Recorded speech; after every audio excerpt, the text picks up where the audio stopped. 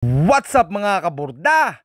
Yari na naman ako sa aking asawa dahil pagkagarning mga content ng aking ibabalandra ay kung minsan ako'y nahihirapang magpaliwanag sa kanya ay dahil ako'y naimbita ng aking kaibigang si Konsehal Sai Pansunga na magkakaroon daw sila ng opening ng liga.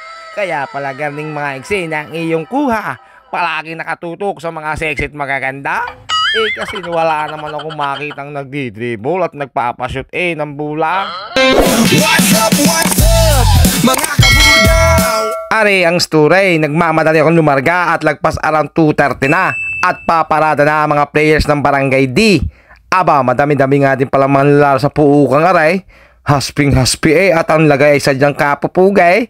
Pero ang tanong, sino kaya din ang mananalo may pinakamagandang jersey?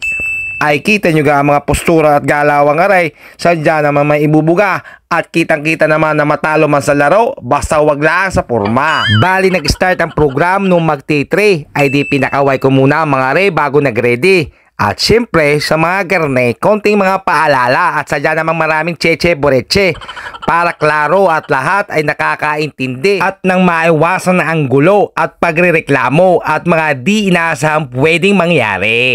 Ay sa tunay na buhay ako'y uwing-uwi na. Ay kaya naman pala nagawa mo pang kuhana ng mga nakangitit masigla. Ari mga nakahilirang nagsisiganda ang mga dalaga sa kanilang mga silya ng isa-isa. Mahusay ka talaga kaburda. Abay siyempre, pinakiusapan ko sila at nang maganda ang kuha ko sa aking camera. Kaya wag mong bigyan ng mali siya. Pero pihado ako, nahirapan din ang mga hurado sa pagpapasya. Kung kani-kanino ibibigay ang mga titulong itong nakalagay sa lamesa. Basta ang alam ko, hindi pa man din naglalaro at nag-uumpisa. Lahat ay masasaya dahil kitang-kita naman sa reaksyon ng mga mukha nila.